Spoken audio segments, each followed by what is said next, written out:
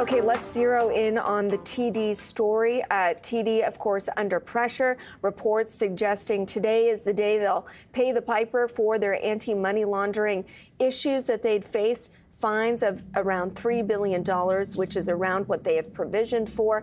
But a surprise to investors is a cap on asset growth. For a look at this, we've got Patrick Horan, principal at Agilith Capital, and Bloomberg intelligence analyst Paul Grenberg joining us. Paul, I'll start with you. How much of a surprise is the cap on asset growth? Morning, Amber. It is quite a surprise. Our analysts did not expect it because when people compared it to Wells Fargo and the cap that these guys got, it had to do with fraudulent activity involving the customers, where here was more of an AML issue. So it was a little bit different, but based on the fine, the size of the fine, and the fact that they are going with an asset cap, I guess they found quite a few things very egregious there. The question becomes, how will TD address this? And we're still waiting, right, Paul, for the official announcement by the regulators. TD saying we plan to hold a call with investors at some point today. What are we looking for in terms of details? So I think we're looking at the details, which entity is going to get the actual asset cap, because we looked at the numbers last night. TD has about 40% of assets in the U.S. that generate about 35% of the bank's revenue. But TD has numerous entities in the U.S. The TD Commercial Bank of North America.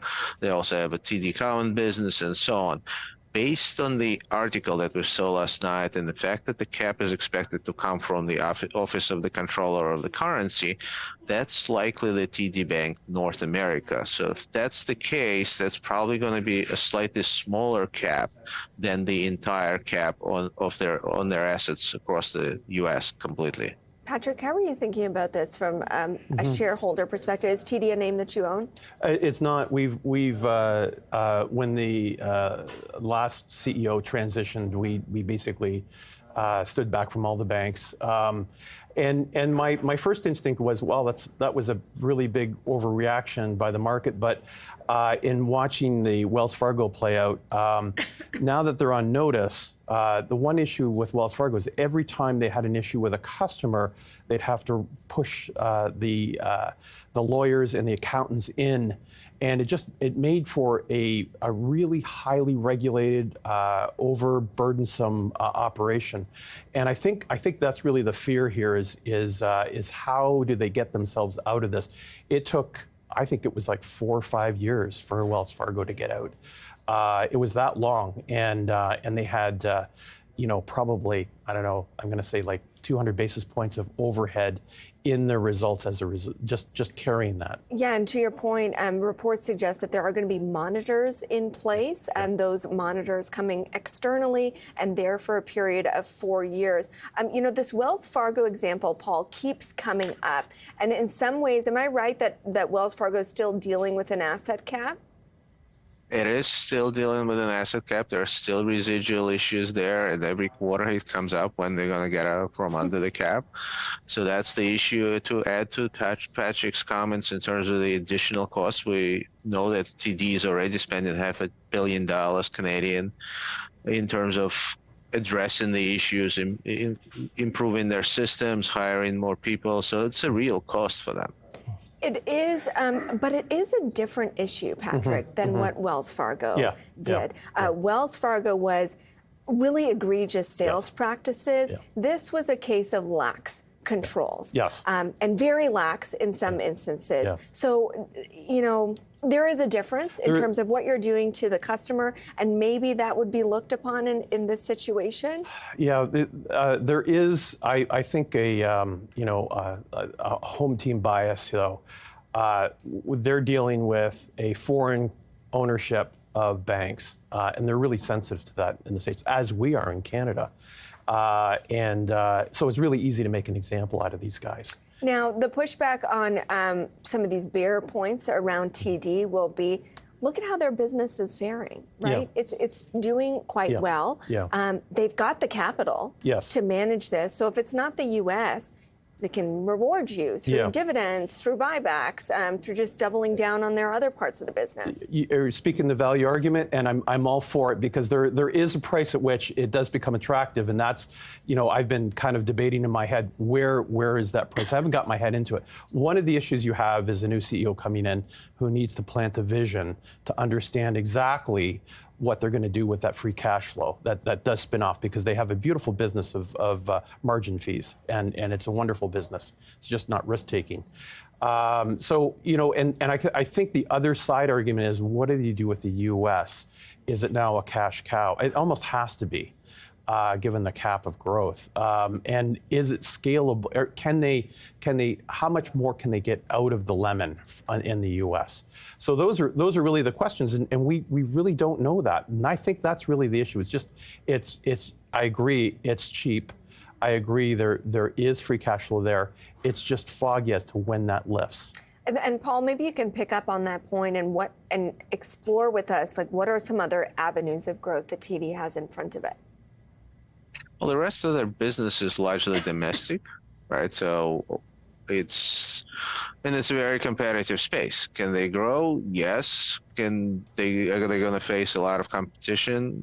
That's yes as well. So obviously, in picking Ray Chung as a new CEO, that's kind of very Canada focused. I think that was part of the message, where they're planning to grow forward, but it's very difficult. Whatever the avenues they are, whether it's newcomers coming into the country that they can grow from, whether it's new businesses, it's still quite limited and competitive in terms of how much they can expand in Canada without having the U.S.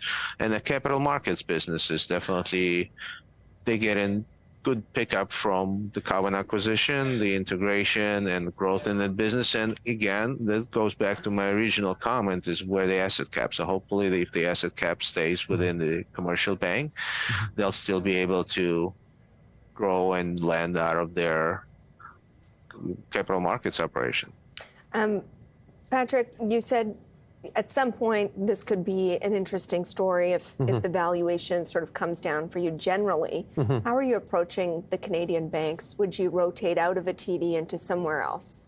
Well, right now, our two workhorses are Canadian Western and CIBC, which we've had for many years. CIBC for a year and a half, and Canadian Western for like 3 years. And we're pretty happy with those. I think, Are you going to roll into National? Yes, I am. Okay. Yes, I am, because I think National is really well run, and they really have their act together. But so I don't really have. I mean, you've got TD, Bank of Montreal, and Scotia here, and they're laggards, and there is enough here that they should perform better. There's a good dividend on them. There's lots of fee-based revenue. There's really monopolistic / oligopolistic revenue streams. So and it shouldn't take much to lift this. Having said that,